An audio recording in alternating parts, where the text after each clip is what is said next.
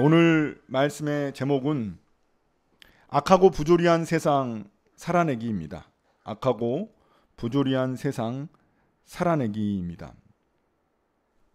우리가 살아가면서 참 이해할 수 없는 일들, 우리의 상식으로는 도저히 이해가 안 되는 그런 일들도 많이 일어나곤 합니다. 제가 최근에 들었던 그런 이야기 중 하나는 이런 이야기입니다. 어떤 목사님이 이제 오랫동안 유학 생활을 마치고 이제 교수로 임용돼서 들어오게 되셨습니다. 그래서 이제 아내와 사모님과 이제 자녀들을 함께 데리고 왔는데 돌아오자마자 얼마 되지 않아서 교통사고로 목숨을 잃었습니다. 그 오랜 기간 동안 유학을 하고 돌아왔는데 돌아오자마자 얼마 지나냐나 이런 비극이 일어난 것입니다. 그러면 사모님은 어떻게 하고 또 아이들은 어떻게 합니까? 그런 일들이 왜 일어나는 것일까요? 또 올해 2월에 일어났던 일 중에 마다가스카르를 섬기는 선교사님 두 분이 돌아가셨습니다. 그 강도들이 들어와 가지고 이 선교사님 두 분을 죽였는데 겨우 90만 원 때문에 목숨을 잃으셨습니다. 근데 좀 비극적인 것은 이 한 선교사님은 이제 목회자를 은퇴하시고 마다가스카르에서 이제 농업으로 섬기시던 분이셨는데 이분을 돕기 위해 사위가 들어온 겁니다. 사위가 들어온 지 1년도 안 돼서 같이 강도에게 살해를 당한 것입니다. 그래서 이 두 분이 장인어른과 사위입니다. 참 이해하기 힘들죠. 왜냐하면은 선한 일을 하고 있는데 이런 일들이 일어나는 것 자체가 굉장히 이해하기 힘듭니다. 굳이 또 왜 들어오자마자 1년도 안 됐는데 그런 강도가 일어났을까요? 왜 하나님은 이분들을 지켜주지 않으셨을까요? 그러니까 안 믿는 사람들에게만 이런 일들이 일어나는 것이 아니라 믿는 사람들에게도 우리가 이해할 수 없는 이런 비극들은 일어난다는 것입니다. 그래서 기독교에서 가장 대답하기 힘든 문제 중에 하나가 이 악에 대한 문제이고 또 하나가 고난에 대한 문제입니다. 그래서 이 세상에는 우리가 이해할 수 없는 풀리지 않는 그런 부조리한 현실들이 존재합니다. 우리는 이 문제들을 어떻게 다루어야 할까요? 시편 137편의 현실을 보면 이 시편 137편도 이제 이스라엘 백성들이 바벨론 포로로 끌려와 가지고 그 가운데 그들이 부르짖는 기도입니다. 나라가 멸망하고 또 예루살렘 성전이 무너지고 자신들의 자유가 빼앗기고 난 후 그 땅에서 그들이 부르짖는 그런 노래입니다. 그런 기도입니다. 그들의 처지에 대한 그런 애통함이 있고 또 그들을 조롱하고 또 그들에게 악을 행했던 사람들에 대한 그런 원통함도 있습니다. 그런 가운데 이 기도가 탄생하게 된 것입니다.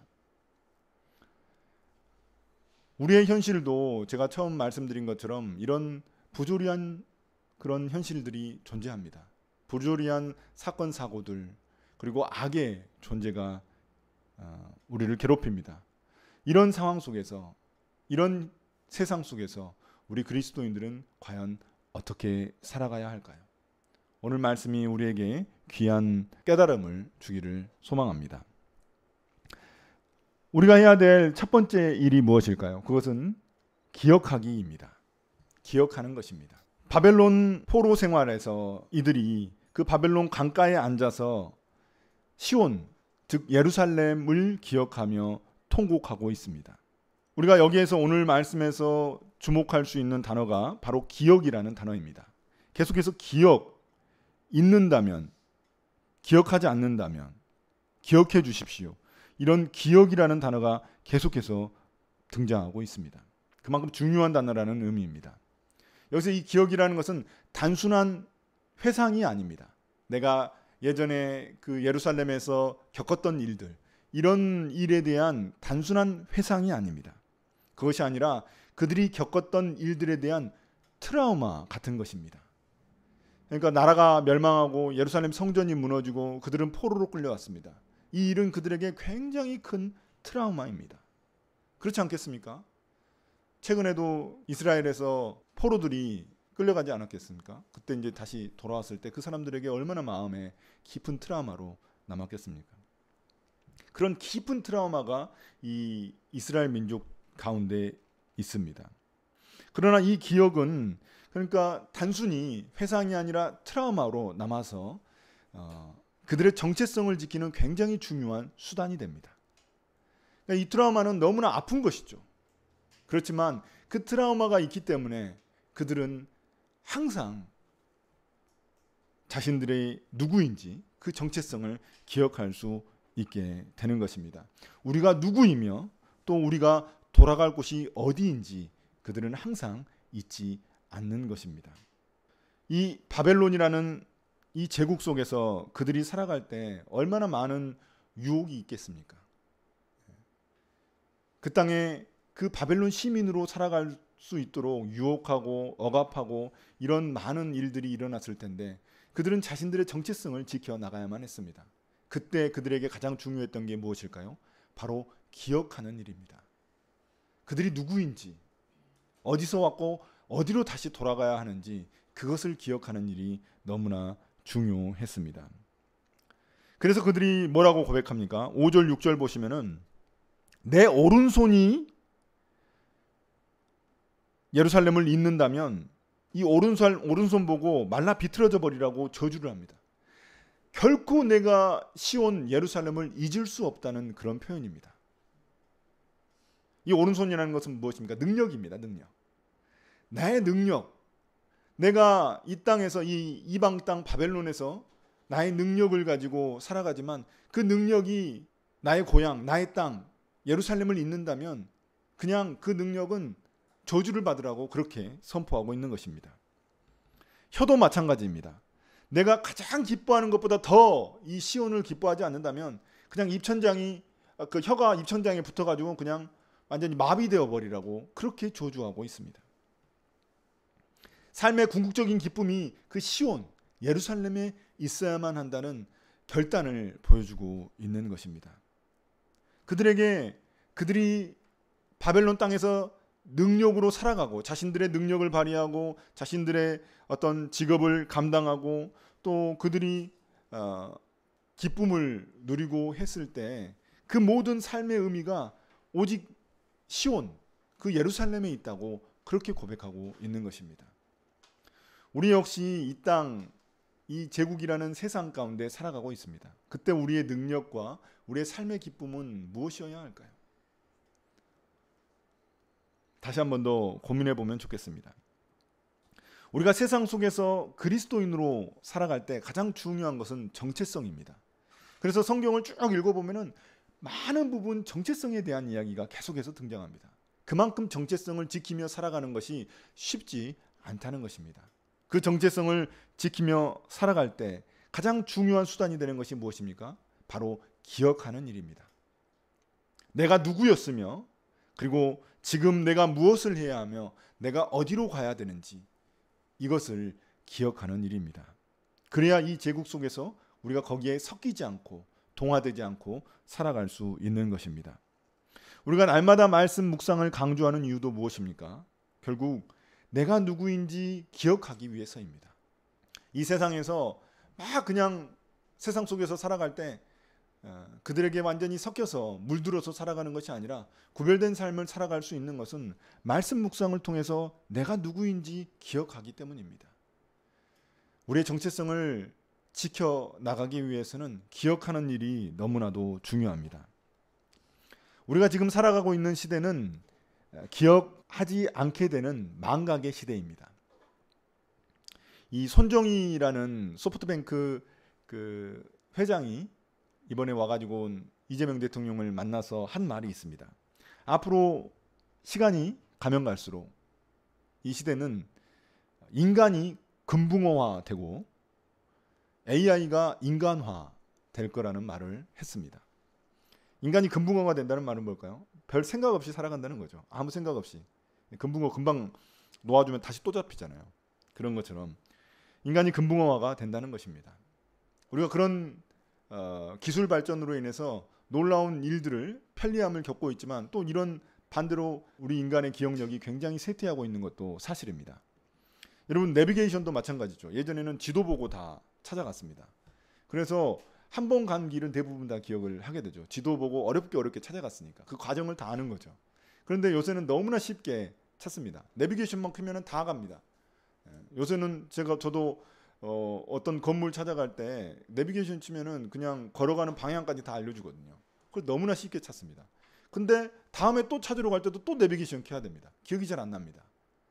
완전히 수고하면서 제가 찾지 않았기 때문에 그냥 내비게이션 따라간 것밖에 없기 때문에 그만큼 머리를 쓰지 않는 거죠. 그걸 기억이 너무나 얕은 거죠. 그런 일들이 일어나게 됩니다.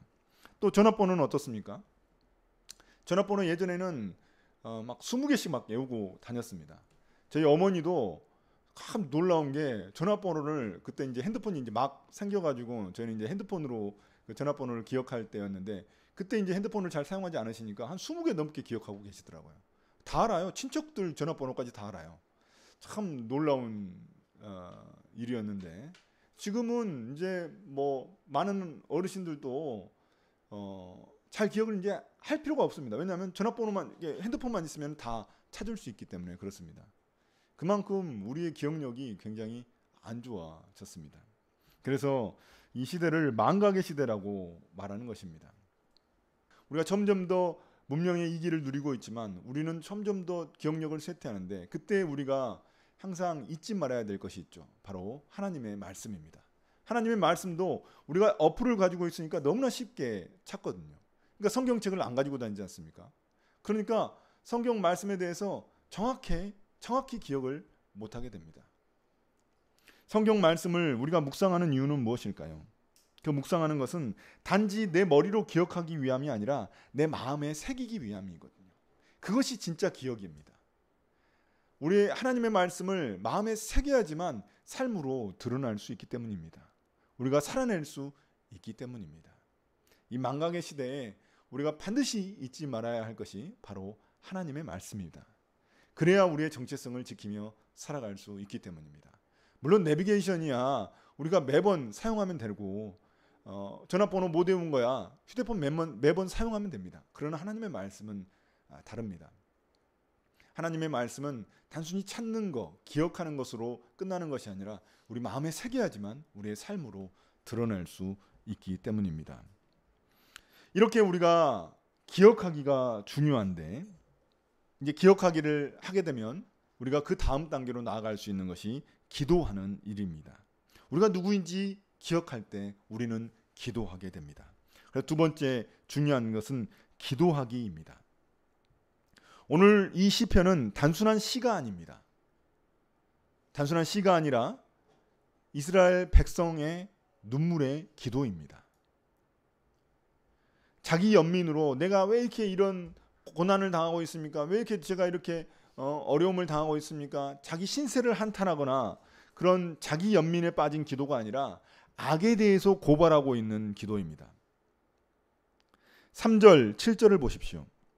우리를 사로잡아 온 자들이 거기에서 우리에게 노래를 청하고 우리를 짓밟아 끌고 온 자들이 자기들 흥을 돋우어 주기를 요구하며 시온의 노래 한 자락을 저희들을 위해 불러보라고 하는구나.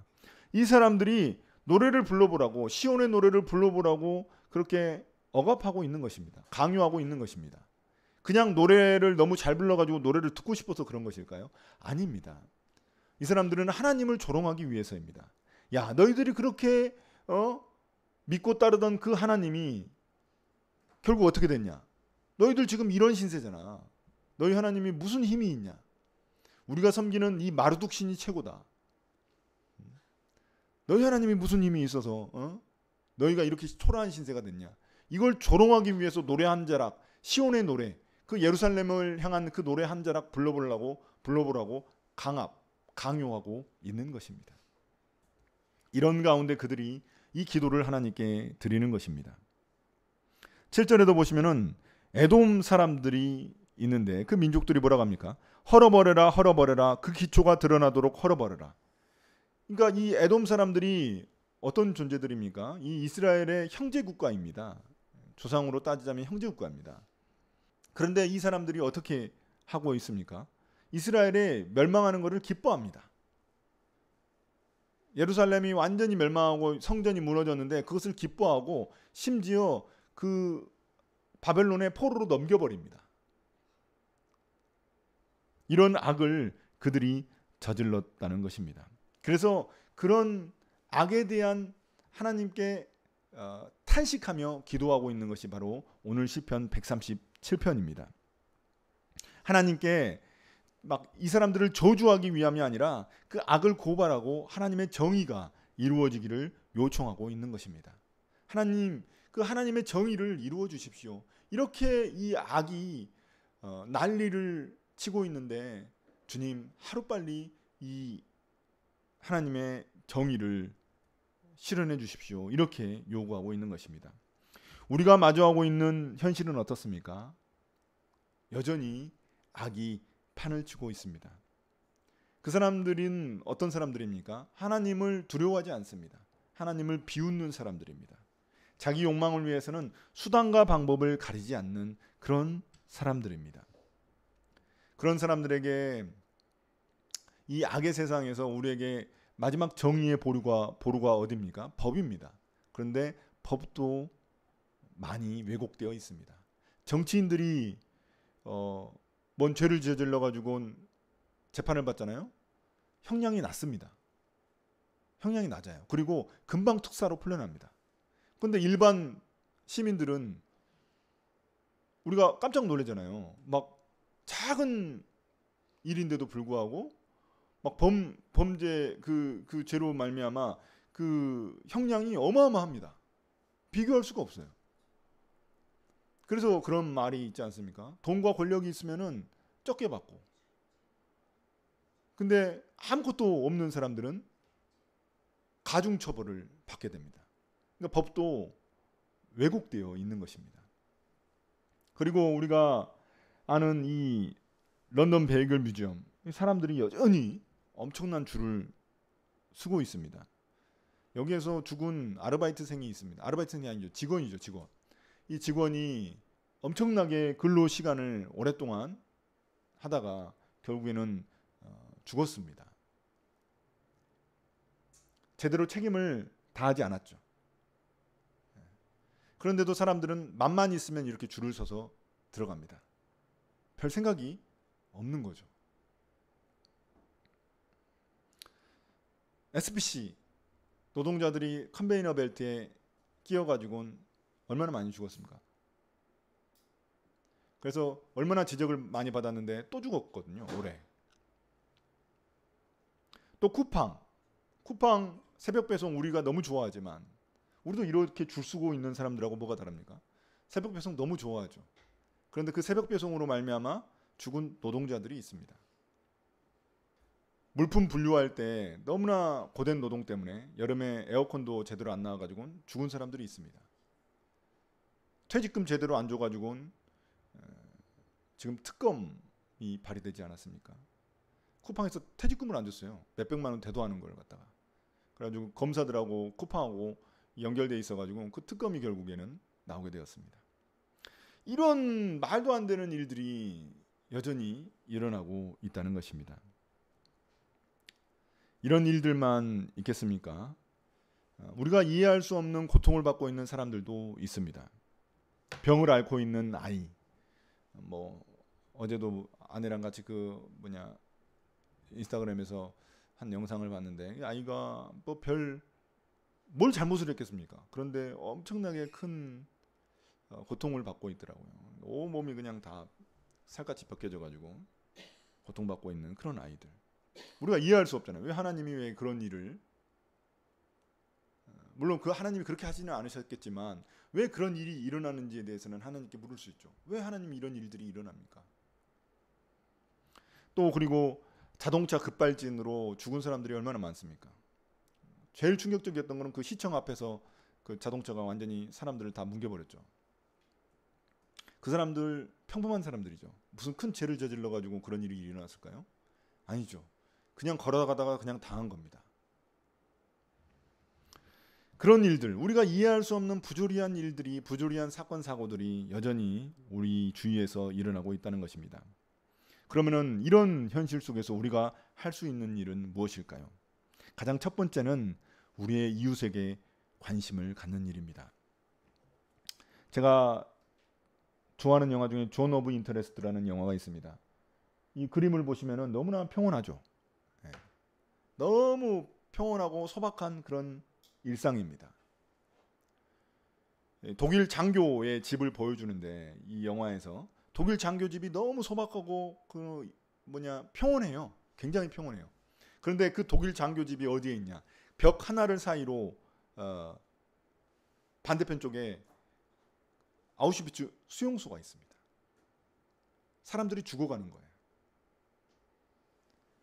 막 부르짖는 소리도 들리고 막 비명 소리도 들리고 막 그렇습니다.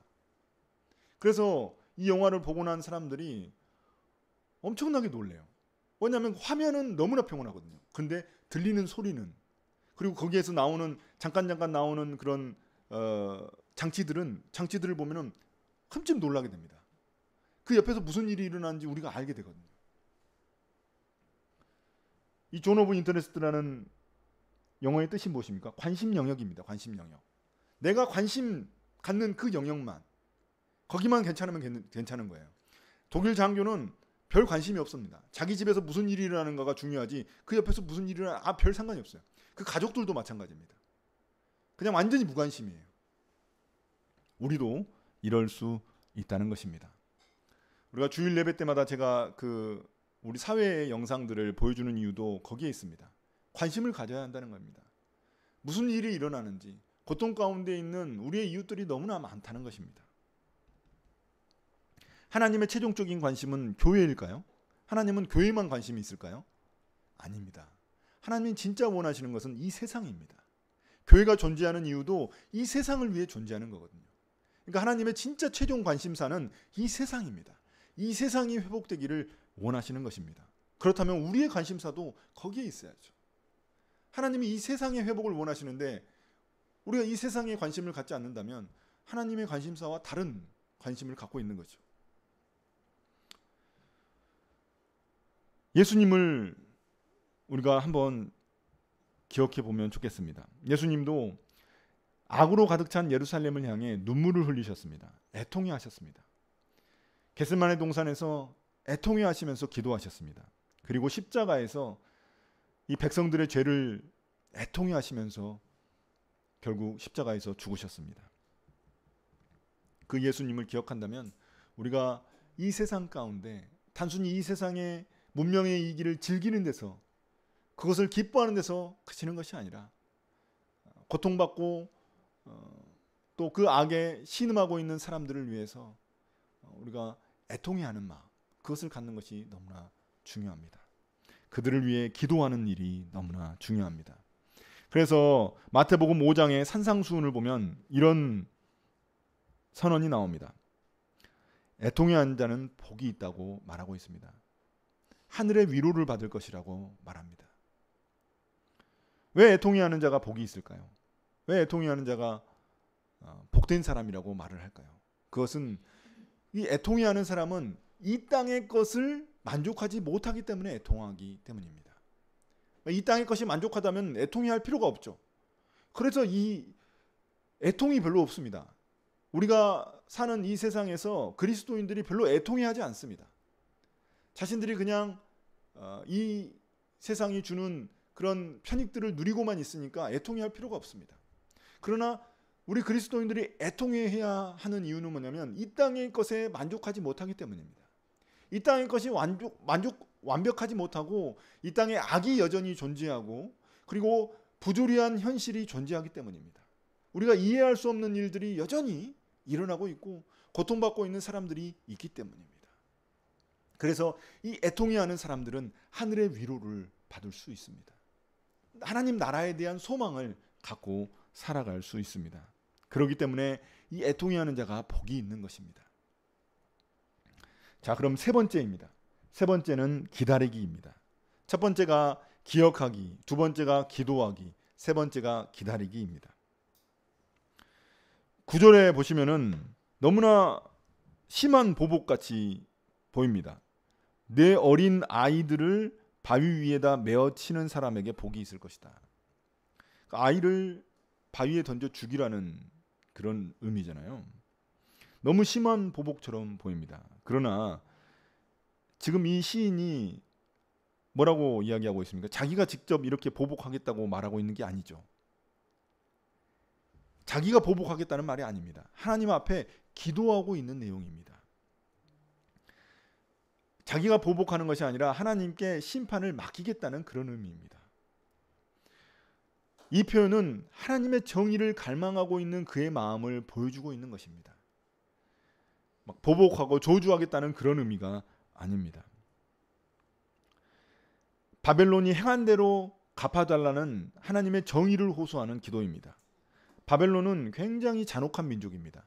그래서 어마어마하게 넓은 영토를 차지할 수 있었던 겁니다. 그들이 어떤 나라를 정복하게 되잖아요. 그러면은 가장 잔인한 일들을 하는데 그 중에 하나가 뭐였냐면은 이 아이들을 갖다가 돌에다가 그냥 쪄서 죽이는 것입니다. 집어 던져버리는 것입니다. 그렇게 잔혹한 민족이었기 때문에 지금 뭐라고 기도하고 있습니까? 행한 대로 갚아달라고 요청하고 있는 것입니다. 우리가 앞에서도 많이 이야기했지만 우리가 살고 있는 이 세상도 마찬가지입니다. 여러 가지 많은 악들이 존재하고 부조리한 일들이 일어나고 있습니다.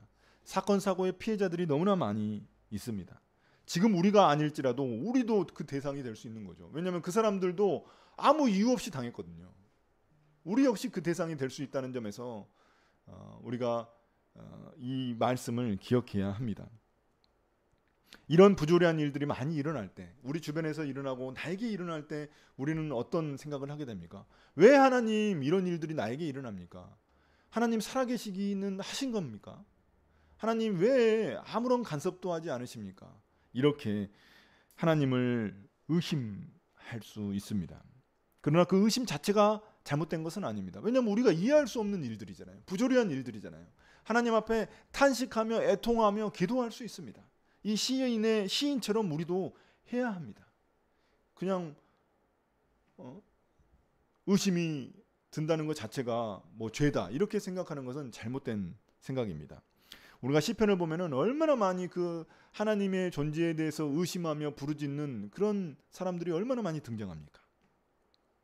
그것이 우리가 할 수 있는 일입니다. 그러나 성경은 반드시 약속이 등장합니다. 그 약속이 무엇입니까? 하나님이 이 악을 반드시 심판하신다는 것입니다. 그 약속이 성경에 등장합니다. 하나님은 그 악을 내버려 두지 않으시고 반드시 심판하십니다. 우리는 그렇게 생각할 수 있습니다. 분명히 예수님이 하나님 나라가 이미 왔다고 하셨는데 하나님 나라가 왔는데 왜 이런 악한 일들이 여전히 일어나는가? 하나님 나라라는 것은 천국이 이미 왔다는 소리인데 그럼 왜 이 악한 일들이 일어나고 부조리한 일들이 일어나는가? 이렇게 생각할 수 있습니다. 그러나 우리가 기억해야 될 것은 하나님 나라는 이미 왔지만 아직 완성된 하나님 나라는 오지 않았다는 사실입니다. 우리가 살고 있는 이 세상은 이미와 아직 사이에서 살고 있는 것입니다. 그러니까 하나님 나라가 왔어요. 이미 왔어요. 그렇지만 아직 완성된 하나님의 나라는 오지 않았기 때문에 여전히 악이 존재하고 있는 것입니다. 이 가운데 우리가 할 수 있는 일은 무엇일까요? 아직 오지 않은 하나님 나라를 소망하며 살아가는 것입니다. 그것을 기다리며 살아가는 일입니다. 요한계시록에 보면은 하나님의 약속이 등장합니다. 요한계시록 21장 4절인데요. 한번 우리가 같이 한번 읽어볼까요? 자, 시작.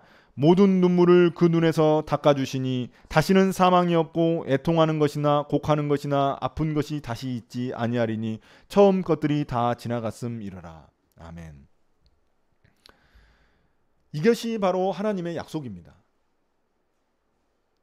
이 악에 대해서 반드시 심판하시고 그 악으로 인해서 죄로 인해서 억울한 사람들의 눈물을 닦아주신다고 약속하십니다. 그리고 사망과 고통이 더 이상 없다고 말씀하십니다. 그러므로 우리 그리스도인들에게 기다리는 것 자체가 믿음입니다. 인내하며 기다리는 것, 그것이 믿음입니다. 그러면 우리가 어떻게 기다려야 할까요? 중요한 것은 보이는 현실에 절망하지 않는 것입니다.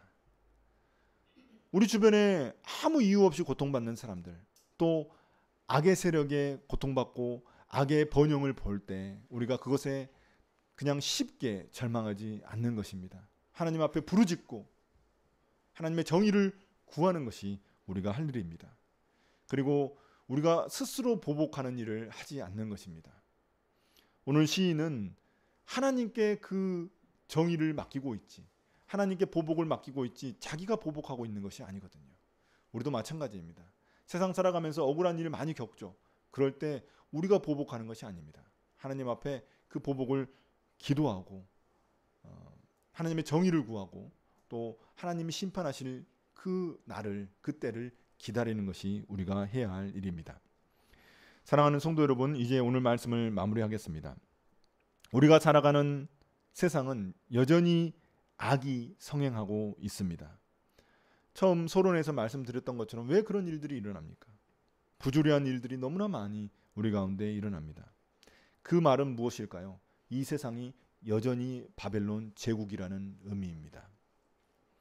이런 제국 속에서 우리 그리스도인들은 어떻게 살아야 할까요? 우리에게 필요한 태도는 오늘 말씀처럼 바벨론 강가에 앉아 시온을 바라보며 우는 시인이 되어야 한다는 것입니다. 바벨론의 그 화려한 문화, 그것을 막 즐기고 그것에 몰입하는 것이 아니라 그 바벨론 강가에 앉아서 울부짖었던 그 시온을 기다리며 시온을 바라보며 울부짖었던 그 이 시인처럼, 애통해하는 그 시인처럼 우리도 그렇게 살아야 한다는 것입니다. 물론 우리 그리스도인들이 매번 막 애통해하면서 막 슬퍼하면서만 살아야 한다는 그런 의미가 아닙니다. 그러나 우리가 저항할 수 있잖아요. 이 세상의 그 흐름에, 그 제국이 주는 그 유혹을 우리가 거부하고 저항하면서 살아갈 수 있잖아요. 그런 삶을 살아갈 때 우리 마음 안에 애통해하는 마음이 있어야 한다는 것입니다. 이 세상은 바벨론 제국입니다. 그 바벨론 제국 가운데는 어마어마한 우상들이 많이 있습니다. 과학제일주의, 과학이 무슨 진리인 것처럼 그렇게 살아가는 사람들이 얼마나 많습니까? 그리고 기술제일주의, 기술이 최고다, 편한 게 최고다, 모든 기계의 문명을 막 누리면서 살아가는 삶. 로봇 청소기, 로봇 AI 이제 가사 도우미까지 쓰고 별의별 거 다 쓰고 아 좋다 하면서 누리고 살아가는 삶. 또 경제제일주의, 특히 회사가 그렇죠. 이득을 얻는 일이 최고다. 수단과 방법을 가리지 않고 매출을 올리는데 애를 쓰는 모습. 우리도 살아가면서 돈이 최고다. 그런 태도로 살아갈 수 있습니다. 이것이 바로 이 세상이, 이 바벨론이 우리에게 주는 우상들입니다. 그것을 경계하면서 애통해하며 살아가는 삶이 우리 그리스도인의 삶인 줄 믿습니다. 또한 악에 대해서 우리가 기도하는 일도 잊지 말아야 합니다. 여전히 악이 성행하고 있습니다. 악한 자들이, 악인들이 번영하고 있습니다. 이때 우리가 해야 할 일은 하나님께 기도하는 일입니다. 하나님의 정의를 바라며 기도하는 일입니다. 또한 이웃의 아픔에 무관심하지 않고 그들을 위해 기도하고 그들의 아픔에 동참하는 일이 중요합니다. 우리의 관심 영역은 맨날 거기밖에 없어요. 교회 아니면 나의 이기주의밖에 없어요. 그래서 마치 그 존 오브 인터레스트에 있는 것처럼 벽 하나를 두고 맨날 그 안에 갇혀 있는 거예요. 그러나 그 벽 사이만 우리가 조금만 관심을 기울이고 우리의 눈과 귀를 열면은 들립니다. 보입니다. 하나님은 그 세상에, 고통받는 세상에 관심이 있으십니다. 우리 역시 무관심하지 않고 동참해야만 합니다. 우리가 믿는 믿음은 무엇입니까? 하나님이 여전히 살아계신다는 것입니다. 이 악과 부조리한 현실 속에서 마치 하나님이 보이지 않는 것처럼, 하나님이 무능력한 것처럼 그렇게 보일지라도 이 성경의 약속은 무엇입니까? 하나님이 살아계신다는 것입니다. 그리고 때가 되면 반드시 그 악을 심판하신다는 약속을 믿는 사람들이 바로 우리 그리스도인들입니다. 하나님은 결코 이 세상에 침묵하지 않으십니다. 그래서 우리가 해야 할 유일한 일은 무엇입니까? 기억하고 기도하고 기다리는 일입니다. 세 가지 기입니다. 기억하고 기도하고 기다리기입니다. 이 세 가지를 잊지 않는 우리 모든 함께 걷는 교회 식구들이 되시기를 예수님의 이름으로 축복합니다.